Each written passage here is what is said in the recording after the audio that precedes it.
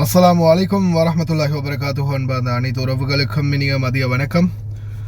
மீண்டும் மிக முக்கியமான சில தகவல்கள். இதில் குறிப்பாக பார்த்தீங்கன்னா சலாலா துறைமுகம் தற்போது கிடைத்த விசேட செய்தி ஒன்று நான் இந்த வீடியோலாம் ஆல்ரெடி ரெடி பண்ணிட்டேன். நான் இப்போ அப்லோட் பண்ணுறதுக்கு ரெடி ஆகும்போது தான் இப்போது கிடைச்சது இந்த செய்தி.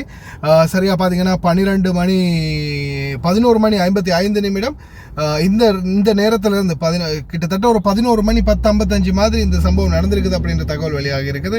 குவைத்துடைய ஏர்போர்ட் மேலே மறுபடியும் தாக்குதல். குவைத் இன்டர்நேஷனல் ஏர்போர்ட்டுடைய ரேடார் சிஸ்டம் மீது தாக்குதல் நடத்தப்பட்டிருப்பதாகவும் ட்ரோன் தாக்குதல். இதில் வந்து யாருக்கும் எந்த ஒரு காயமும் இல்லை.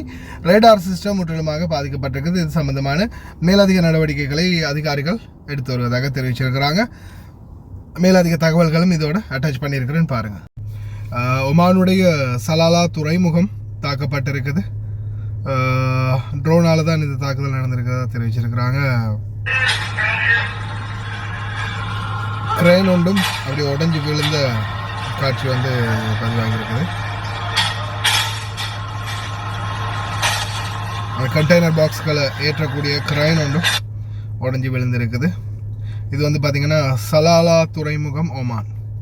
அதே போல் ஐஆர்ஜிசி என்னுடைய மிக முக்கியமான ஒரு எச்சரிக்கை விடுப்பு ஒன்று பற்றியும் அராப் டைம்ஸில் வெளியாக இருக்குது. அதாவது அமெரிக்கா இஸ்ரேல் சம்மந்தப்பட்ட வியாபார தலங்களோ வேலை தலங்களோ அமெரிக்கன் கேம்புகளோ எங்கேயுமே தயவு செய்து இருக்காதீங்க. வெளிநாட்டவர்கள் மற்ற நாட்டவர்கள் இருக்காதீங்க. ஏன்னா இனி வரும் நேரங்களில் அவங்க சம்மந்தப்பட்ட அனைத்து இடங்கள் மீதும் நேரடியான தாக்குதல் நடக்கும் அப்படின்னு தெரிவிச்சிருக்கிறாங்க. இதில் குறிப்பாக பார்த்திங்கன்னா ஆரம்ப கட்டத்தில் இருந்தே பிரச்சனை உங்களுக்கே தெரியும் அதிகரிச்சுக்கிட்டு வருது அப்படின்னு. இனி வரும் நாட்களில் அவங்க சம்மந்தப்பட்ட எந்த ஒரு இடத்துலையுமே யார் இருந்தாலும் அவங்களுக்கு எதிரான மிக கடுமையான இராணுவ நடவடிக்கைகளை நாங்கள் எடுப்போம் அப்படின்றத ஐஆர்ஜிசி உறுதிப்படுத்தியிருக்கிறாங்க. என்ன மாதிரியான சூழல் இனி வரும் நேரங்களில் வரப்போகுது அப்படின்னு தெரியல. இன்னொரு முக்கியமான செய்தியும் சொல்ல மிஸ் பண்ணிட்டேன். குவைத்துடைய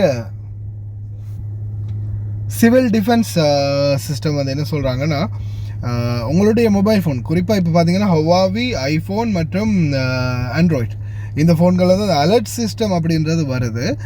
இருந்தாலும் இப்போதைய சூழலில் இந்த அலர்ட் சிஸ்டம் வந்து மற்ற ஃபோன்களுக்கான ஆக்டிவேஷனும் விரைவில் நடக்கும் அப்படின்னு சொல்கிறாங்க. அதில் முக்கியமான ஒன்று என்னென்னு பார்த்தீங்கன்னா, உங்களுடைய மொபைல் ஃபோன்களை சைலண்டில் வைக்காமல் சத்தம் கேட்குற மாதிரி, அதாவது வைப்ரேஷன்லேயோ அல்லது சைலண்ட்லேயோ வச்சிங்கன்னா உங்களுடைய ஃபோனுக்கு வந்து இந்த அலர்ட் வந்து வரும்.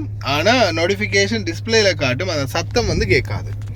அதனால் உங்களுடைய ஃபோன்களில் வந்து சைலண்ட் பண்ணாமல் தூங்க போகும்போதோ இரவு நேரங்களில் முடிந்த வரைக்கும் சைலண்ட் பண்ணாமல் சத்தத்திலே வச்சுருங்க அப்படின்ற இன்ஃபர்மேஷனையும் வழங்கியிருக்கிறாங்க. கவனமாக இருங்க. முடிந்த வரைக்கும் ஃபோனை சைலண்ட் இல்லாமல் வச்சுக்கோங்க. அது உங்களுக்கு மிகப்பெரிய ஒரு உதவியாக இருக்கும்.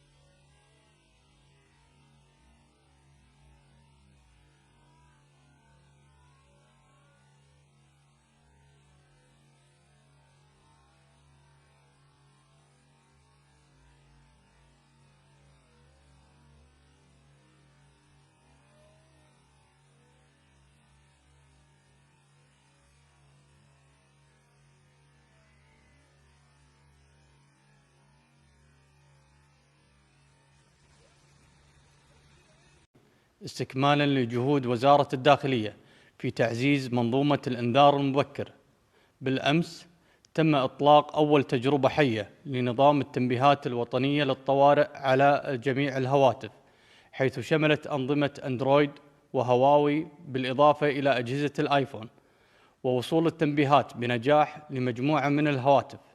ونود أن نوضح لتفعيل الخدمة لمستخدمي أجهزة الآيفون ضرورة تحديث أجهزتكم إلى الإصدار الأخير iOS 26.4 هذا التحديث هو الخطوة الأساسية لضمان تفعيل النظام وتلقي التنبيهات بشكل تلقائي وفوري. وللتأكد من وصول هذه الإشعارات لجهازك اتبع الخطوات التالية: ادخل على الإعدادات ثم اختر الإشعارات والنزول إلى آخر القائمة تحت اسم كويت أليرت. ستلاحظ ظهور 3 خيارات فقط في الإعدادات، وهي التي تمتلك صلاحية التحكم بتفعيلها أو إلغائها حسب رغبتك.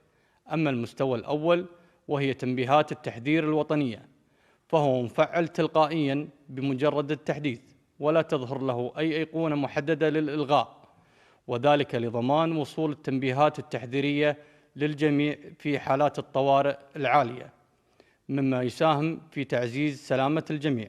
كما نؤكد أن المرحلة التجريبية الحالية هدفها التأكد من جاهزية البنية التحتية للاتصالات بشكل كامل من خلال عمل التجارب المتكررة والتطوير الفني، مع التأكد من كفاءة عمل نظام التنبيهات تمهيداً للإطلاق الفعلي.